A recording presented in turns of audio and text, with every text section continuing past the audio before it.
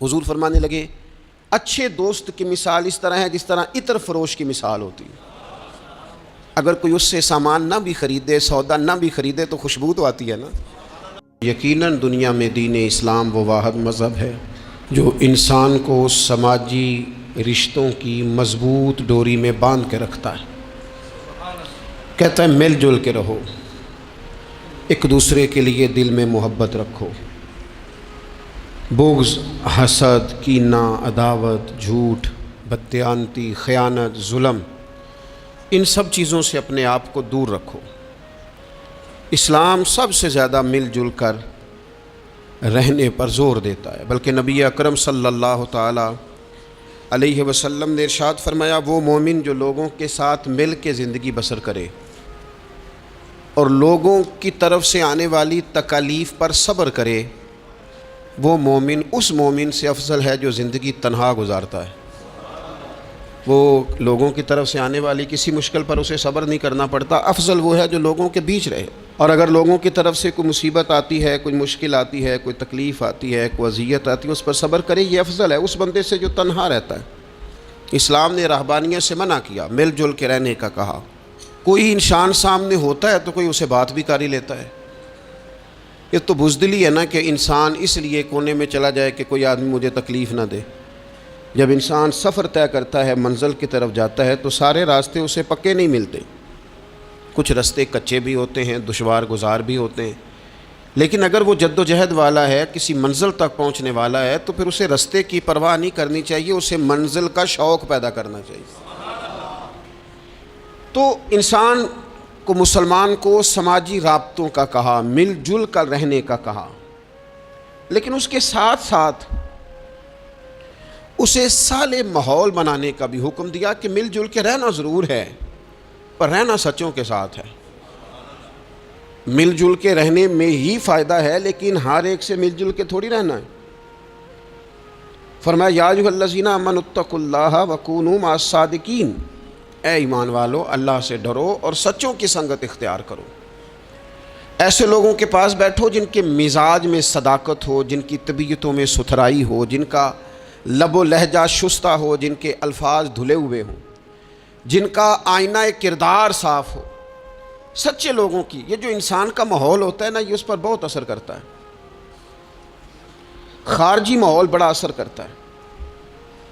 نبی پاک صلی اللہ تعالی علیہ وسلم نے فرمایا کل مولود یولد علی الفطرہ، جو انسان بھی پیدا ہوتا ہے وہ فطرت پر پیدا ہوتا ہے، مسلمان پیدا ہوتا ہے. نبی کریم نے فرمایا اگر اس کے والدین یہودی ہوں تو اسے یہودی بنا دیتے ہیں، عیسائی ہوں تو عیسائی بنا دیتے ہیں، مسلمان ہوں تو بچہ پیدا، یہ صحیح حدیث میں موجود ہے. اور ان لفظوں کے ساتھ موجود ہے کہ والدین اگر یہودی ہوں تو یہودی بنا دیتے ہیں، عیسائی ہوں تو. چلیں دو باتیں میں تشریح کے طور پہ عرض کر لوں. حضور نے فرمایا بچہ مسلمان پیدا ہوتا ہے، ماں باپ یہودی ہوں تو یہودی بنا دیتے ہیں، عیسائی ہوں تو. اب مجھے کیا لینے دو، اگر ماں باپ نمازی ہوں تو نمازی بنا دیتے ہیں، ماں باپ قرآن مجید پڑھنے والے ہوں تو قرآن مجید پڑھنے والا بنا دیتے ہیں، ماں باپ سچ بولنے والا ہوں تو بچوں کو سچ بولنے والا بنا دیتے ہیں، ماں باپ اگر رزق حلال کی تلقین کرنے والے ہوں تو امید ہے بچے بھی رزق حلال کمائیں گے. یہ حضور نے فرمایا ہے کہ بچہ مسلمان انسان نہ فطرتاً نیک ہوتا ہے. یہ بات آپ نے سمجھنی ہے.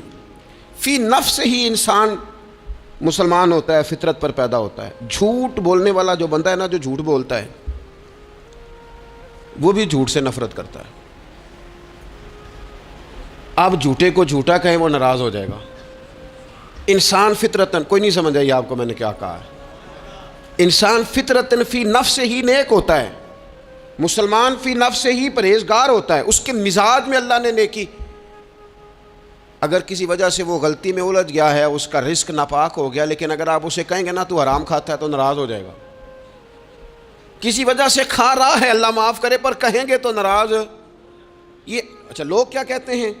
لوگ یہ کہتے ہیں دیکھو جی جھوٹ بولتا ہے، جھوٹا کھائے تو بگڑ گیا ہے. او بھئی یہ جو بگڑ گیا ہے نا، اس پر اللہ کا شکر ادا کر. کیوں؟ اس لیے کہ جھوٹ بولتا ہے پر جھوٹ کو پسند نہیں کرتا. وہ کسی وجہ سے رزق اس کا ناپاک ہے پر رزق حرام کو پسند، وہ رزق حلال والا کہلانا چاہتا ہے.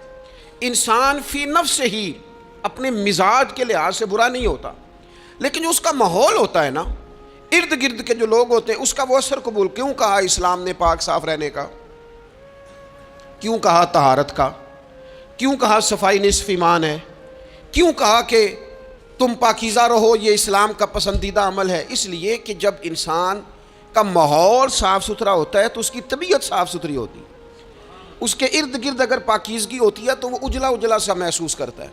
آپ 2-4 دن غسل نہ کریں تو کیا 2 من مٹی چڑھ جاتی ہے بندے پہ؟ کیا اس پر کلو کے حساب سے گرد چڑھتی ہے؟ کچھ بھی نہیں ہوتا. لیکن وہ جو تھوڑی سی بھی گرد ہوتی ہے وہ وجود کو، طبیعت کو ثقیل کر دیتی. آپ جب غسل کر لیتے ہیں تو آپ کو خود بخود اپنا آپ ہلکا ہلکا سا محسوس ہوتا ہے. یہ صفائی ستھرائی پاکیزگی ماحول کی یہ پسندیدہ عمل ہے. نبی اکرم صلی اللہ تعالیٰ علیہ وآلہ وسلم نے اس ماحول کی خوبصورتی کو پسند کیا، اور حضور نے فرمایا ایسے لوگوں کے پاس بیٹھا کرو جن کے لہجے پاکیزہ ہوں، جن کا انداز اچھا ہو. اور مثال دی نبی پاک علیہ السلام. حضور فرمانے لگے اچھے دوست کی مثال اس طرح ہے جس طرح عطر فروش کی مثال ہوتی ہے. اگر کوئی اس سے سامان نہ بھی خریدے، سودا نہ بھی خریدے تو خوشبو تو آتی ہے نا. اور نبی پاک علیہ الصلوۃ والسلام فرمانے لگے برے دوست کی مثال دھونی دینے والے کی طرح سے. جس طرح اس کے پاس کچھ شخص بیٹھے تو اور کچھ بھی نہ ہو تو دھواں تو آئے گا کہ نہیں آئے گا؟ اسے کچھ نہ کچھ اس کے کپڑوں تک گرد پہنچے گی. اپنے ماحول کو ٹھیک رکھنا، اپنے ارد گرد صالحیت پیدا کرنا اور اپنے دائیں بائیں نفاست پسندی کو لانا، یہ انسان کی بڑی ذمہ داریوں میں سے ذمہ داری ہے. ہمیں ہمارا دین منع کرتا ہے کہ کسی قوم کا طرز نہ اختیار کرو، مشابہت نہ اختیار کرو، کسی انسان کے، کسی غیر مسلم کے طریقوں کو نہ اپناؤ. فرمایا جس نے کسی غیر کا طریقہ اپنایا وہ انہی میں سے ہے. کسی غیر قوم سے مشابہت نہ اختیار کرو، اپنی الگ تمہاری تہذیب ہے، تمدن ہے، تم اگر اپنے طریقوں پر رہو گے تو نفاست پسند رہو گے، تمہارے ماحول میں اس کا اثر نہیں آئے گا. آپ دیکھ لیں، غور کر لیں، ہمارے ماحول میں آج کتنی خطرناک چیزیں داخل ہو گئی ہیں، نہ چاہتے ہوئے بھی داخل ہو گئی ہیں، نہ چاہتے ہوئے بھی. کئی جگہ پہ ویسے مطلب سفر کر کر کے بندہ نڈھال ہو جاتا ہے، جا جا کے نڈھال ہو. پھر کچھ ایسی جگہوں کی اگر دعوت ملتی ہے آپ کو تو آپ ویسے ہی پریشان ہو جاتے ہیں. یعنی اگر پہلے تو یہ ہوتا تھا کسی بزرگ کا عرس منانا ہے، اب دعوت ملتی ہے کہ ان کا یوم ولادت ہے، اس پہ جلسہ کرنا ہے. میں نے کہا پہلے عرس گن لو سال کے کتنے ہیں، اور اگر ایک ایک کے 2 کرو گے تو پھر بتاؤ تمہارا خرچہ کتنا کو ہوگا، اور تم کہاں تک بات لے کے جاؤ گے. کچھ چیزوں کو نارمل رہنے دو. ایک ہستی کا میلاد منایا ہے پوری دنیا نے، اور وہ رسول پاک کی ذات گرامی. واقعی تو ہم نے کبھی نہیں دیکھا. آپ نے کبھی دیکھا حضرت صدیق اکبر کا یوم ولادت منایا جا رہا ہو، حضرت عمر کا، حضرت عثمان کا، مولا علی کا؟ تو یہ باقیوں کو کیا مسئلہ ہو گیا ہے؟ تھوڑا سا اعتدال میں رہیں، تھوڑا سا معتدل رہیں، درمیانی چال چلیں. جب وہ عظیم ہستیاں جن کا طریقہ دین ہے، حضور نے فرمایا میرے طریقے پر بھی چلو اور میرے خلفائے راشدین کے طریقے پر بھی چلو. جب وہاں جن کا طریقہ بہت ہمارے لیے بہرحال دستور حیات ہے، جب ان لوگوں کے لیے چیزیں نہیں ہیں تو بعد والے اس قدر شدت کے ساتھ اگر یہ کام کریں گے تو بات دور نکل جائے گی. پھر اس کو سمیٹنا سنبھالنا آسان نہیں رہے گا. تو فرمایا کسی قوم سے مشابہت نہ اختیار کرو، اس لیے کہ تمہارے ماحول میں پھر کچھ ایسی چیزیں آ جائیں گی جو ٹھیک. یہ کتنی رسمیں آئی ہیں ہمارے، مہندی کہاں سے آئی ہے؟ ہماری اپنی ہے کہ غیروں کی ہے؟ یہ مائیاں کہاں سے آئی ہیں؟ اپنی کہ غیروں کی؟ یہ جتنی رسومات ہیں، جتنی میں نے ایک دفعہ سرچ کی، تھوڑی سی میں نے تحقیق کی تو ایسی ایسی عجیب رسمیں سننے کو ملی. لڑکا بیاہ کے گھر آیا ہے، اس کی اماں اس کے چہرے کے اوپر سے پانی پھیر رہی ہے. یہ تو خالص ہندوؤں کا طریقہ ہے، کسی کے چہرے کے گرد پانی پھیرنا خالص. یہ آپ نے بھی سنی ہوئی رسم؟ وہ بیاہ کے واپس آیا، یہ آپ کیا کر رہے ہیں؟ اور پھر کہتے ہیں اماں کو پانی نہ پینے دینا ورنہ بیماریاں ادھر چلے جائیں گی. کیا بات کرتے ہو؟ اسلام اس اوہام پرستی کا درس دے گا؟ کسی قوم کی مشابہت نہ اختیار کرو ورنہ تم انہی میں سے ہو جاؤ گے. اپنے ماحول کو، ارد گرد کے ماحول کو ستھرا رکھو، پاکیزہ رکھو، صاف ستھرا رکھو، اس میں طہارت رکھو. ایسے لوگوں کے پاس بیٹھو جن کے پاس بیٹھنے سے تمہیں اللہ کی یاد آئے. ایسے لوگوں کے پاس بیٹھو بیٹھنے سے تمہیں آخرت کی فکر نصیب ہو. ایسے لوگوں کے پاس بیٹھو جن کے پاس بیٹھنے سے تمہیں سادگی کا سبق ملے. ایسے لوگوں کے پاس بیٹھو جو تمہیں حقیقت پسند بنائیں، جو تمہیں یہ بتائیں کہ تم نے اپنی زندگی میں بنیادی کاموں کو کس ذمہ داری کے ساتھ سر انجام دینا ہے. لیکن ہم زیادہ تر اس طبیعت کے قائل ہوتے ہیں کہ ہم ان چیزوں کو سمجھتے نہیں. یہ جو ہم کلمات ادا کرتے ہیں، میں نے پہلے بھی کئی دفعہ کہا تھا، یہ جو ہم کلمات ادا کرتے ہیں ان کا بھی ہم پر اثر ہوتا ہے، ان کی بھی تاثیر ہوتی ہے، ان کی بھی خوبصورتی ہوتی ہے. تو جو ہم باتیں دوسروں سے سنتے ہیں، ہم جب کسی کے پاس اٹھتے بیٹھتے ہیں تو جو بات وہ بندہ اکثر کرتا ہے نا، وہ نہ چاہتے ہوئے بھی ہماری زبان پہ جاری ہو جاتی ہے. کچھ جملے ایسے ہوتے ہیں جو سوسائٹی میں عام ہوتے ہیں تو ہر بندے کی زبان پر چڑھ جاتے ہیں کہ نہیں چڑھ جاتے، یاد ہو جاتے ہیں کہ نہیں ہو جاتے. تو ایسے لوگوں کے پاس بیٹھا جائے جو خیر کی بات کرنے والے ہوں، تاکہ ہماری زبانوں پر ہی خیر ہی جاری ہو، کوئی شر والا عمل ہماری زبانوں پر جاری نہ ہو. اچھائی. نبی پاک علیہ الصلوۃ والسلام تبوک سے واپس آ رہے تھے، رستے میں مقام جارانہ پر حضور علیہ الصلوۃ والسلام نے حضرت بلال حبشی رضی اللہ تعالیٰ عنہ سے ایک مقام پہ فرمایا اذان پڑھو. سیدنا بلال نے اذان پڑھی. چند نوجوان وہاں کھیل رہے تھے، ان میں سے ایک نوجوان جناب ابو معذورہ بھی تھے.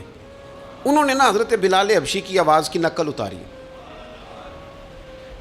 یہ اگر نیت اچھی ہو نا تو اچھوں کی نقل بندے کو تار دیتی ہے. ہاں اگر نیت اچھی ہو، اگر معاذ اللہ توہین کی نیت ہو تو یہ مسئلہ خطرناک. حضرت موسیٰ علیہ السلام کے زمانے میں ایک شخص تھا تو جناب موسیٰ کی نقل اتارتا تھا، اس کا انتقال ہو گیا تو رب کریم نے فرمایا اس لیے اسے معاف کر دیا ہے کہ ادائیں تو میرے کلیم کی اپناتا تھا، ادائیں تو میرے کلیم کی اپناتا تھا. حضرت بلال کی نقل اتاری تو سرکار کے کانوں میں آواز گئی. آپ نے صحابہ سے فرمایا بچوں کو لاؤ. اب جب ان کو منگوایا تو وہ دوڑ گئے. محبوب نے فرمایا کتنا کو دوڑو گے، پکڑ تو ہم نے لینا ہے. سب بچوں کو لے آئے. حضرت ابو معذورہ بھی ہیں. حضور نے فرمایا کس نے اذان کی نقل اتاری ہے؟ تو یہ بچے بڑے پکے ہوتے ہیں، اگر ایکا کر لینا آپس میں. حضور نے فرمایا کس نے اذان پڑھی ہے؟ کوئی نہیں بولا. کریم فرمانے لگے چلو باری باری سناؤ. اب حضرت ابو معذورہ کی باری آئی. مختلف انداز میں بھی روایت مختلف جگہوں پہ موجود ہے. جب ان کی باری آئی انہوں نے اذان پڑھی. پہلے تو پڑھی تھی اپنی مرضی سے، اب پڑھی کریم رسول کی صحبت میں کھڑے ہو کے. اور یار حد ہو گئی، جو نبی پاک کے سامنے کھڑا ہو کے کہے اشہد ان لا الہ الا اللہ، جو حضور کے سامنے کھڑا ہو کے کہے اشہد ان محمد رسول اللہ، پھر وہ بندہ خالی رہ جائے. حضور نے فرمایا کتنی سونی ہے تیری آواز. اور پھر سرکار نے ان کے سر پہ ہاتھ پھیرا، پھر ان کے دل پہ ہاتھ پھیرا. تھوڑی دیر ہوئی ایک آیا کالیاں زلفاں والا، ایویں تھوڑی دیر ہوئی ایک آیا کالیاں زلفاں والا، دو کڑیاں میرے من وچ رکیا ہے تے کر گیا نور اجالا. ہر چیز تبدیل ہو گئی. محبوب نے دعا کیا اللہ انہیں اسلام کی ہدایت دے دے. حضرت ابو معذورہ کہتے ہیں چند منٹوں میں میرا ماحول بدلا، میری تقدیر بھی بدل گئی، میں کلمہ پڑھ کے مسلمان ہو گیا. اب نبی پاک علیہ السلام نے کیا فرمایا؟ فرمایا کہ بلال اذان پڑھیں گے مدینہ طیبہ میں اور ابو معذورہ پڑھیں گے مکہ مکرمہ میں. ان کے بال اتنے بڑے تھے کہ وہ بیٹھتے تھے نا تو ان کے نیچے دب جاتے تھے. لوگوں نے کہا کٹواتے کیوں نہیں؟ کہنے لگے کیسے کٹواؤں؟ حضور نے دست مبارک لگایا. یہ میں بال قبر میں ساتھ لے کے جاؤں گا. پسے مردن فرشتوں نے جو تلاشی لی تو کیا نکلا؟ کہتے میں انتقال کر گیا، فرشتے قبر ٹٹولنے لگے کہ بھلا کیا لے کے آیا؟ پسے مردن، بعد مرنے کے پسے مردن فرشتوں نے جو تلاشی لی تو کیا نکلا؟ فقط ایک دل کے گوشے سے خیال مصطفیٰ نکلا، حضور کا خیال پاک نکلا.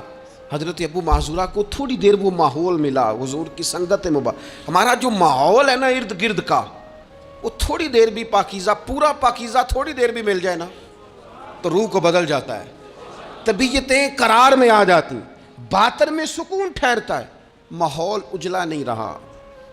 میں کئی دفعہ کہتا ہوں کہ شاید ہمارے دور میں بھی موبائل اتنا عام ہوتا تو جو کچھ لوگ اس دور میں چند لفظ پڑھ گئے تھے وہ بھی شاید محروم رہ جاتے. اب تو بچے بڑی آزمائش میں ہیں، ساری غلطی بچوں کی نہیں ہے، بچے بڑی آزمائش میں ہیں اس لیے کہ ان کے ارد گرد ماحول اتنا خطرناک ہے. وہ کیسے اثر قبول؟ سیانے بندے اثر قبول کرتے ہیں، سمجھدار لوگ اثر قبول کرتے ہیں، تو بچے بیچارے کیا کریں؟ ماحول بہترین بنانا، ماحول کو صاف رکھنا، اور بالخصوص اپنے گھر کے ماحول کو ٹھیک رکھنا، یہ بہت بڑی ذمہ داری. ہم یہ سمجھتے ہیں کہ صرف گھر اینٹوں اور پتھروں سے بنتا ہے، گھر کے ماحول کو ٹھیک رکھنا سب سے پہلی ذمہ داری بچوں کے لیے اچھی ماں کا انتخاب، اچھی بیوی لے کے آنا گھر میں، یہ سب سے زیادہ اہم مسئلہ ہے۔ نہ مانے ہم، لیکن بہرحال ڈھیر ساری جگہوں پہ دولت دیکھی جاتی ہے شادی سے پہلے۔ ماں باپ نے بڑی زیادتی کی، بڑا ظلم کیا، ناراض نہ ہونا، بڑا ظلم کیا، پیسے دیکھے بچی اور بچے کا نکاح کر دیا۔ یہ اتنا بڑا زندگی میں آپ نے اپنی اولاد کے ساتھ ظلم کیا ہے کہ آپ تو سائیڈ پہ ہو جائیں گے، لیکن وہ بیچارہ ساری زندگی اس کو بھگتے گا۔ نبی پاک صلی اللہ تعالیٰ علیہ وسلم نے الفاظ کو کھول کر، بات کو واضح کر کے بتایا تھا۔ ایک تو ہوتا ہے نا کہ آپ کو کسی تشریح میں جانا پڑے، حضور نے بالکل کھول کے فرمایا کہ عورتوں سے محض ان کی خوبصورتی کی وجہ سے شادی نہ کرنا، اس لیے کہ خوبصورتی ان کو ہلاکت میں ڈال دے گی، اور فرمایا محض ان کے مال کی وجہ سے شادی نہ کرنا، مال ان کو سرکش بنا دے گا۔ یا رسول اللہ صلی اللہ تعالی علیہ وسلم پھر کیا کریں؟ تو محبوب فرمانے لگے ان کی دینداری کی وجہ سے ان سے شادی کرنا۔ اور یہ ابن ماجہ میں لفظ موجود ہیں، اللہ کے محبوب علیہ الصلوۃ والسلام فرمانے لگے کان میں سوراخ والی کالے رنگ کی باندی اگر دیندار ہو تو تمہارے لیے بڑی بہتر ہے۔ باندی ہو، رنگ سیاہ ہو، کان میں سوراخ ہو، اس سے نکاح کر لینا، شرط یہ ہے کہ دیندار ہو۔ بہت اثرات ہیں ماں کے، لہٰذا اس انتخاب کے اندر باریکی کا مزاج پیدا کریں اگر اپنے گھر کا ماحول ٹھیک رکھنا چاہتے ہیں۔ اور اگر ماحول ٹھیک نہیں ہے تو پھر آپ کروڑوں روپیہ لے آئیں، جس کے بچے ہی ناکام ہو گئے، اس کے پیسے کیا کریں گے؟ آپ بہت بڑا گھر بنا لیں، لیکن اگر بچے ہی ناکام ہو گئے تو آپ کی بڑی حویلی کیا کارنامہ سر انجام دے۔ اور اسی طرح کا معاملہ مرد کے ساتھ بھی ہے۔ نبی پاک علیہ الصلوۃ والسلام نے فرمایا جب تمہیں ایسے لوگ پیغام نکاح دیں جن کا دین اور اخلاق اچھا ہو تو پھر اپنی عورتوں کا نکاح ان سے کر دو۔ اگر ایسا نہیں کرو گے تو زمین میں فتنہ برپا ہوگا، فساد ہوگا۔ نیک مرد جب ملے تو پھر اس کے ساتھ نکاح کرو۔ صحیح بتانا، خالی نیک دے کے رشتہ دے دیا جاتا ہے؟ نیک ہے، دیندار ہے، اچھے اخلاق والا ہے، خالی تقویٰ دیکھ کے لوگ رشتہ دیتے ہیں؟ بڑا کچھ دیکھا جاتا ہے، بڑا پس منظر دیا تو تنخواہ تھوڑی ہو تو کہتے ہیں کماتا ہی کچھ نہیں۔ اگر تو بہو آئے تو پھر تو اس کے نصیب کا رزق ہے، اگر بیٹی نے جانا ہو تو پھر اس کے نصیب کا رزق نہیں ہوتا۔ تو جن رشتوں کی بنیاد لالچ پر رکھی جاتی ہے وہاں گھر کا ماحول درست رکھنا ممکن نہیں رہتا۔ گھر کا ماحول اس وقت درست رہتا ہے جب تقویٰ کو، طہارت کو، پرہیزگاری کو، عمدہ اخلاق کو، عمدہ اطوار کو، اچھے نظریات، ستھرے مزاج، گھرداری کے ماحول کو جب پیش نظر رکھا جاتا ہے پھر حالات کچھ اور طرح کے ہوتے ہیں۔ لیکن ہمارے یہاں چونکہ یہ چیزیں دیکھی نہیں جاتی، اس پر غور نہیں کیا جاتا، اور میں نے پہلے بھی کہا ہے، پھر کہتا ہوں یہ بات ضروری ہے، اس پر آپ نے غور کرنا ہے۔ لوگ دیندار ہوں، دیندار نظر نہ آتے ہوں، تھوڑی سی اس پر غور کر لیں، دینداری کا لیبل نہ ہو، اندر دینداری موجود ہو، صرف بار بورڈ نہ ویزا ہو، اس کے اندر باقاعدہ تقویٰ ہو، پرہیزگاری ہو، اللہ کا خوف ہو، اور سب سے ضروری چیز اچھے اخلاق ہو۔ نبی اکرم علیہ السلام کی خدمت میں عرض کیا گیا، یا رسول اللہ ایک بی بی بڑا صدقہ کرتی ہے پر اپنی زبان سے تکلیف دیتی ہے پڑوسیوں کو، صدقات بڑے کرتی ہے، سخی بڑی ہے، تو حضور نے فرمایا دوزخی ہے۔ یا رسول اللہ ایک بوڑھی اماں پنیر کے خشک ٹکڑے صدقہ کرتی ہے، غریبنی ہے، پر یا رسول اللہ اخلاق کی بڑی اعلیٰ ہے، اللہ کے محبوب نے فرمایا اسے بتا دو رب اسے جنت عطا فرمائے گا۔ وہ جنتی بی بی ہے اس لیے کہ اخلاق عمدہ ہے، اس کا لہجہ عاجزی والا ہے، اس کے لفظوں میں خوبصورتی ہے، وہ اپنی زبان کے تیر برسا کے دلوں کو گھائل نہیں کرتی۔ تو اخلاقی رویوں کی عمدگی یہ انسان کے لیے جنت کا رستہ آسان کرتی۔ پھر گھر کے اندر کچھ دینی ماحول بنایا جائے، اور دینی ماحول سے ہمارے ہاں لوگ یہ مراد لیتے ہیں کہ میں جناب اچھی باتیں کروں، عمدہ تقریر کروں گھر کے اندر، میں اپنے بچوں کو واقعات سناؤں صحابہ اور اہل بیت کے، بڑی اچھی بات ہے، اس سے بھی انقلاب آئے گا۔ لیکن ہمیں پتہ ہے نبی پاک علیہ السلام نے کیا فرمایا؟ حضور نے فرمایا کچھ نفل نماز گھر میں بھی پڑھا کرو۔ تم اپنی عبادات کا ماحول گھر کے اندر بناؤ، تمہاری طبیعت گھر میں لگے، تمہارا گھر سجدے سے آباد ہو۔ نبی اکرم صلی اللہ تعالیٰ علیہ وآلہ وسلم نے فرمایا اپنے گھر کے اندر کچھ وقت گزارو عبادت میں، خود بخود تمہارے بچوں کو ہم نے دیکھا ہے گھر کے اندر نماز کی نیت باندھے تو جس چھوٹے بچے کو بالکل پتہ نہیں نہ ہوتا نماز کیا ہے، وہ بھی ساتھ آ کے کھڑا ہو جاتا ہے، سجدہ نہ کرنا آئے تو مصلی پہ لیٹ جاتا ہے۔ گھر کے اندر دین کی آپ تقریر نہ شروع کریں، آپ عمل کریں۔ آپ کا لہجہ میٹھا ہے تو مٹھاس آگے تقسیم ہوگی۔ آپ کے بچے جو انداز آپ کے والدین کے ساتھ آپ کا دیکھیں گے وہ رویہ آپ کے ساتھ اختیار کر لیں گے۔ اگر سچائی کا پہلو گھر کے اندر آئے گا تو بچے سمجھیں گے ہمیں سچ بولنا ہے۔ اگر وہ کبھی اپنے باپ کو حضور کی یاد میں روتا دیکھیں گے تو وہ بھی کہیں گے مدینے جانا ہے۔ اگر وہ کبھی نبی پاک علیہ الصلوۃ والسلام کی محبت کی گفتگو دیکھیں گے تو خود بخود وہ بات اتر جائے گی۔ گھر کے اندر اگر بڑا کچھ ہوتا ہے، آج جی میرا دل کر رہا ہے میں نے پکوڑے کھانے ہیں، آج جی میرا دل کر رہا ہے میری مرضی کی فلاں چیز پکائی جائے، آج میرا دل کر رہا ہے فلاں چیز گھر میں لائی جائے، تو کبھی کبھی یہ بھی دل کرنا چاہیے کہ آج میرا دل کر رہا ہے گھر میں سورہ یاسین پڑھی جائے، آج میرا دل کر رہا ہے گھر میں اللہ کا ذکر کیا جائے۔ نبی کریم صلی اللہ تعالیٰ علیہ وسلم نے فرمایا ایک وہ گھر ہے جس میں اللہ کا ذکر ہوتا ہے اور ایک وہ گھر ہے جس میں اللہ کا ذکر نہیں ہوتا۔ ان دونوں گھروں کی مثال زندے اور مردے کی ہے۔ جہاں رب کی یاد ہوتی ہے وہ گھر زندوں کا ہے، جہاں اللہ اللہ کی جاتی ہے وہ گھر زندوں کا ہے، جہاں رب کو پکارا جاتا ہے دعائیں مانگی جاتی ہیں وہ گھر زندوں کا ہے۔ اور جہاں سویرے سارے سوئے ہیں، رات کو اعلیٰ کھانا کھایا، انہوں نے ٹھنڈے کمرے میں آرام کیا، ان کے لیے ساری نعمتیں ہیں، لیکن یہ کس قدر تکلیف کی بات ہے کہ نماز فجر کے لیے کسی ایک کی بھی آنکھ نہیں کھلتی۔ یہ کیا گھر ہے؟ یہ تو مردوں کا گھر ہے، یہ کوئی زندوں کا گھر ہے؟ یہ تو حضور علیہ السلام نے فرمایا زندہ اور مردہ کی مثال ہے، جہاں اللہ کی یاد کی جاتی اور جہاں نہیں کی جاتی۔ اپنے گھروں کو، اپنے گھروں کے ماحول کو اللہ کے ذکر کے ساتھ آباد کرنا۔ اور پھر ایک اور بات،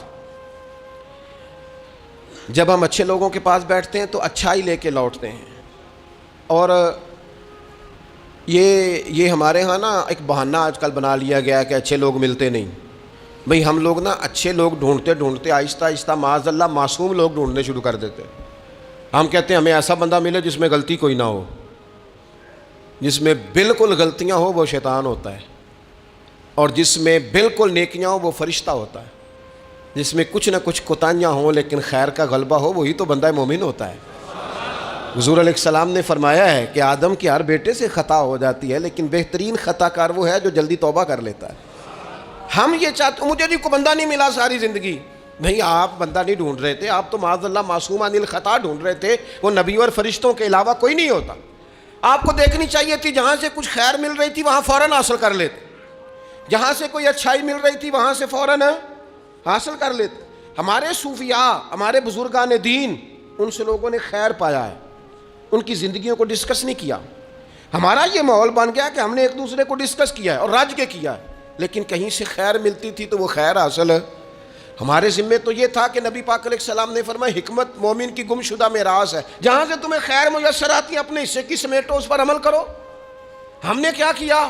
ہم نے، وہ بندے نے خیر دی تھی، پھر ہم نے ٹٹولنا شروع کیا، پھر ہم نے تھرمامیٹر لگا اور اپنا اپنا کرائیٹیریا، اپنا اپنا معیار بنا کے لوگوں کو تولا۔ نتیجہ کیا نکلا؟ ساری زندگی تولتے ناپتے گزر گئی۔ خیر پانے والے خیر پا کے چلے بھی گئے، نصیحت لینے والے نصیحت لے کے چلے بھی گئے، جنہوں نے عمل کرنا تھا انہوں نے عمل کر بھی لیا، اور کچھ ایسے تھے بیچارے ساری زندگی ٹٹولتے ہی رہے، ساری زندگی طے ہی کرتے رہے، ساری زندگی انہوں نے۔ ہمارے صاحب رحمۃ اللہ علیہ کی خدمت میں ایک شخص آیا، اس نے کہا جی میں نے دنیا دیکھی ہے، مجھے کوئی بندہ پسند نہیں آیا، اور اب آپ کی شہرت سنی ہے تو میں زیارت کے لیے آیا ہوں۔ تو حضرت قبلہ عالم رحمۃ اللہ علیہ وہ بڑی تھوڑی باتیں کرتے تھے، اور جو کرتے تھے وہ کمال کرتے تھے۔ وہ فرمانے لگے آپ کھانا کھائیں، فقیر کے لائق کو حکم ہو تو کریں، باقی چونکہ آپ نے کافی دنیا دیکھی ہے تو وہ جتنے آپ دیکھ آئے ہیں میں ان سب سے زیادہ گناہگار ہوں، لہٰذا اگر آپ اتنے لوگوں کو دیکھنے کے بعد یہاں آئے ہیں تو آپ کو یہاں سے کچھ نہیں ملنے والا، اس لیے کہ ہم تو ان سب سے چھوٹے ہیں، ہمارا یہ معیار ہے۔ یہ عاجزی، یہ انکساری، یہ درد، اس شخص کو اگلا سوال کرنے کا موقع ہی نہ ملا۔ کہنے لگا مجھے بیعت فرما لیں، تو کہنے لگے نہیں نہ، اتنی تنقیدی نظریں اور اتنا گہرا مطالعہ، تھوڑے عرصے کے بعد آپ پریشان رہنے لگ جائیں گے۔ آپ جائیں، ابھی ڈھونڈیں، ابھی تلاش کریں، بھی آپ کو وقت لگے گا، آپ تھوڑا گھوم لیں۔ زندگی میں کچھ لوگ خیر پا ہی نہیں سکے، انہیں اچھے لوگ ملے ہی نہیں، حالانکہ یہ میرے نبی پاک کی امت ہے۔ میں بڑی بات کرنے لگا ہوں، بڑی، اگر آپ کی سمجھ میں آئے تو یہ حضور کی امت ہے. کنتم خیر امت، یہ نبی پاک پر نازل ہونے والے قرآن کا فیصلہ ہے. اور میرے رسول پاک علیہ السلام نے فرمایا میری امت میں سے بڑی جماعت، سواد اعظم ہمیشہ حق پہ رہے گی، بڑے لوگ ہمیشہ حق پہ رہیں گے. اور حضور نے فرمایا میرے دین پر ہمیشہ عمل کیا جاتا رہے گا. تو قرآن و حدیث تو کہتے ہیں خیر والے لوگ موجود ہوں گے، تو جسے مل نہیں رہے. اور ایک دو چار لوگ نہیں، جماعت کہا. کتاب و سنت کہہ رہی ہے لوگ ہیں ملیں گے، اور جس کو مل نہیں رہے اس کا معنی یہ ہے کہ وہ سامنے والے کا چہرہ تو صاف کر رہا ہے پر اپنی اینک کا شیشہ صاف نہیں کر رہا. وہ سامنے سے آئینے کو تو الزام دے رہا ہے لیکن وہ اپنے چہرے سے نقاب اتارنے کو تیار نہیں ہے. بندے بندے نو میں لبن ٹریا تے جگ تے ملیا نہ کوئی، اپنے اندر چاتی پائی تے میتھوں برا نہ کوئی. جو لوگ خیر اچھے لوگوں کو ڈھونڈیں اور اچھائی سے فیض پائیں، اس سے فیض حاصل کریں. جو لوگ بھی ڈگریوں پر بحث کرتے ہیں نا، ٹیچر آئے ایف اے کے، بی اے کے، ایم اے کے، انہوں نے آتے ہی کلاس میں کہا کتابیں نکالو بھائی. پہلے دن فرسٹ ایئر کی کلاس بیٹھی ہے، سمجھ لیں اردو کے ٹیچر، کتابیں نکالو. تو ایک اسٹوڈنٹ صاحب اٹھ کے کھڑے ہو گئے، انہوں نے کہا سر جی پہلے آپ یہ بتائیں کہ آپ نے ایم اے اردو کیا ہوا ہے، پھر آپ یہ بتائیں کہ ایم اے کے بعد آپ نے بی ایڈ یا ایم ایڈ کیا ہے، پھر یہ بتائیں کہ آپ میرٹ پہ ہیں کہ سفارش پہ ہیں. اگر یہ 3 سوال اسٹوڈنٹس کرے تو استاد جواب دے دے گا. ہاں ایسے شاگرد کے لیے ڈنڈا سوٹا چلایا جا سکتا ہے. بھائی تو کتاب کھول، تو کون ہوتا ہے یہ پوچھنے والا؟ تیرا یہ کام نہیں. یہ مجھ سے پوچھے گا کالج کا پرنسپل، یا مجھ سے پوچھے گا اس ادارے کا ہیڈ جو مجھ سے بڑا ہوگا، اسے میں ڈگری دکھاؤں گا. تو کون ہوتا ہے؟ تیرے ذمہ یہ آیا ہے کہ تو مجھ سے پڑھ، کتاب کھول، میں تجھے پڑھاؤں. یہ تیری ذمہ داری. میرے دور کا سب سے بڑا مسئلہ یہ ہے کہ لوگوں نے کہا اولیاء کی ڈگریاں چیک کریں گے.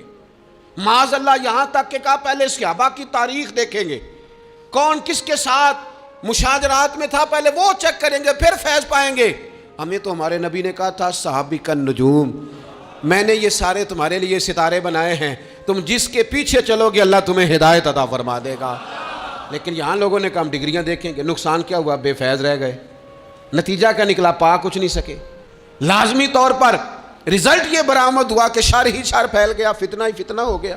ہمارے ذمے تو خیر لینا تھا، خیر نہیں لی، ڈگریوں پہ بحث کی، نتیجہ غلط برآمد ہوتا ہے. اپنی مومن کی گم شدہ میراث ہے حکمت، جہاں سے خیر کی بات ملے اسے لو. حضرت عبداللہ ابن عباس آپ فرمایا کرتے تھے بس ایک کام کرنا، لا تجالسوا اہل الہوا، جو لوگ ہوائے نفس والے ہوں، برے ہوں، ان کی مجلس نہ کرنا، بروں کے پاس نہ بیٹھنا. حضور کیا ہوگا؟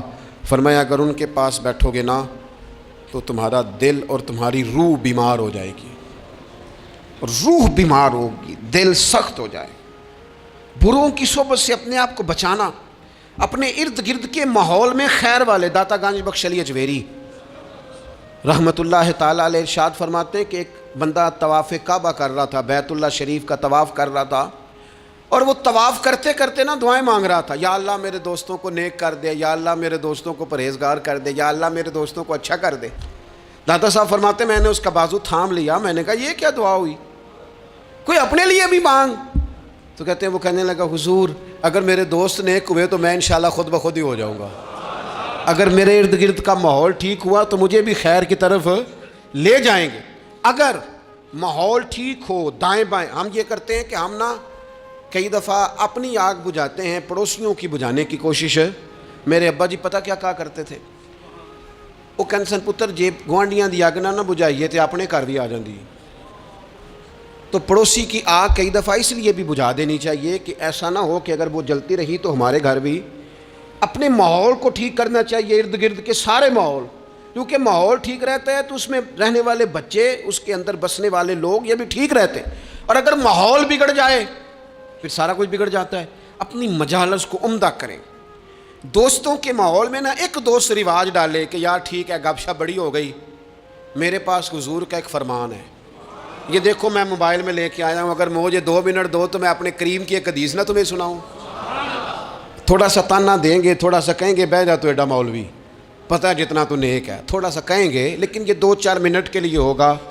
اور حضور کی بندہ حدیث سنائے اور پھر سرکار کا فیض حاصل نہ ہو، پھر اللہ کی مدد نہ آئے، تھوڑا سا نا ماحول بنایا جائے جہاں لوگ محنت کر کے جد و جہد کر کے یہ کام کرتے ہیں نا کہ چل یار تو مری تیرا خرچہ میں دوں گا، تو وہاں اگر تھوڑی سی کوشش یہ بھی کر لی جائے کہ یار میرے پاس سواری ہے، چل دونوں کٹھے مسجد چلتے ہیں، اپنے ماحول میں تقویٰ لایا جائے، صالحیت لائی جائے، ارد گرد کے ماحول کو اللہ رسول کی باتوں سے آراستہ کیا جائے، خیر بانٹنے کی کوشش کی جائے۔ میں دیکھتا ہوں تلخ تلخ طبیعتیں ہیں، پریشان لوگ ہیں، رج کے سوئے ہیں، رج کے کھایا ہے، اور اچھی جگہ پہ اللہ نے رہنے کا موقع دیا ہے، لیکن طبیعت کو قرار نہیں ہے۔ کیوں؟ اس لیے کہ جسم سیر ہو گیا، روح پیاسی ہے، باطن تڑپتا ہے، اس کے اندر بھوک ہے، درد ہے۔ جب ہم خیر والی مجالس برپا کریں گے، وہ صحابہ کی محفلیں جہاں علمی باتیں ہوتی تھیں، جہاں خیر کی گفتگو ہوتی تھی، جہاں حضرت عمر فاروق کے گرد بہت سارے صحابہ بیٹھے، حضرت عبداللہ ابن عباس کو آپ اکثر قریب بٹھایا کرتے تھے، فرمانے لگے یار میرا دل کرتا ہے قرآن مجید کی ایک سورہ ہے اس کی تفسیر بیان کی جائے، میں بھی اپنے فہم کے مطابق کچھ کہتا ہوں، حضرت عمر جیسے لوگ، انداز کتنا عاجزی والا ہے، میں بھی اپنے علم کے مطابق بات کرتا ہوں، سارے رائے دو۔ بعض لوگوں کا خیال تھا حضرت عبداللہ ابن عباس کو زیادہ آگے کیوں بٹھاتے ہیں، اتنے کبار صحابہ کی موجودگی۔ حضرت عمر نے سورہ نصر تلاوت کی، اذا جاء نصر اللہ والفتح ورأیت الناس یدخلون فی دین اللہ افواجا۔ آپ نے بھی کچھ تفسیر بیان کی، کچھ باقی لوگوں نے بھی بیان کی۔ حضرت عبداللہ ابن عباس جوان تھے، 15-16 سال عمر تھی، فرمایا آپ بھی کوئی تفسیر بیان کریں کہ اللہ کی مدد آ گئی، پھر فتح حاصل ہو گئی، پھر آپ دیکھیں گے لوگ فوجوں کی فوجیں دین میں داخل ہو رہے ہیں، اس کی تفسیر آپ بھی بیان کریں۔ حضرت عبداللہ ابن عباس نے پہلے ٹھنڈی آہ بھری، پھر بات کہنے سے پہلے آنسو آئے، پھر فرمانے لگے امیر المومنین اس آیت میں نبی پاک کے وصال ظاہری کی خبر دی گئی ہے، یہ صورت بتاتی ہے کہ اب حضور کے وصال کا وقت آ گیا ہے، اس لیے کہ جب فتح ہو گئی ہے، جب فوجوں کی فوجیں لوگ دین میں آ گئے ہیں، تو اب رب نے کہا فسبح بحمد ربک واستغفر، اب آپ تسبیح پڑھیں، استغفار کریں، اللہ کی حمد کریں، یہ حضور کے وصال کی طرف اشارہ ہے۔ صحابہ بھی روئے، حضرت عمر بھی روئے، عبداللہ ابن عباس بھی روئے، بس وہ رونا ہی تھا کہ محفل کو نیا رنگ مل گیا، اس ماحول کا حسن نور علی نور ہو گیا، یہ کیفیات پیدا ہوں، یہ ماحول ہمارے ہاں بنے، اور یہ بن سکتا ہے اپنے گھروں میں ان چیزوں کو ہم لے کے آئیں۔ کوئی آج یار میں نے یہ خیر کی بات سنی ہے یہ، اور اگر جواب میں کبھی پتر بھی کہہ دے ابا جی آپ نے سنی ہے تو میں نے بھی ایک سنی ہے، میں سناؤں؟ ہمارے ہاں گھروں میں آج بھی بحث ہی ہوتی ہے دین پر، بحث نہیں کرنے کا کہہ رہا، میں یہ کہہ رہا ہوں کہ ایک خیر کی بات ادھر سے آئے، پھر ایک خیر کی بات ادھر سے آئے، اور جہاں دین کی بات اس خوبصورتی سے ہوگی وہاں اللہ کی رحمتیں ہوں گی، وہاں دل نرم ہوگا، وہاں محبتوں کو فروغ ہوگا۔ علمی مجالس میں وقت دیا جائے، خیر کی جگہوں پہ ہم جا کے بیٹھیں، ہم اچھائی حاصل کرنے کی کوشش کریں، ہم حکمت سمیٹنے کی کوشش کریں۔ پرانے لوگ جو تھے وہ بچوں کو کہتے تھے بیٹا دادا کے پاس بیٹھا کرو، نانا کے پاس بیٹھا کرو، تمہیں وہاں سے اچھی بات ملے گی۔ وہ حضرت لقمان حکیم نے اپنے بیٹے سے کہا تھا بیٹا بزرگوں سے تم باتیں سیکھا کرو، اس لیے کہ وہ نا تجربات کی قیمت ادا کر چکے ہیں، انہوں نے قیمت دے کے تجربہ کیا ہے، پھر اس نتیجے پہ پہنچے ہیں۔ فرمایا کرتے تھے ان سے خیر سیکھ لو، تمہیں تجربے کی قیمت دیے بغیر تجربہ نصیب ہو جائے گا، تمہیں تجربے کی قیمت نہیں دینی پڑے گی، خود بخود تمہیں تجربہ نصیب ہو جائے گا۔ اللہ تبارک و تعالیٰ کی بارگاہ ہے عالی مرتبت میں دعا ہے اللہ کریم ہمیں سمجھنے کی توفیق عطا فرمائے، اور اللہ تعالیٰ ہمارے ماحول میں صالحیت پیدا فرمائے۔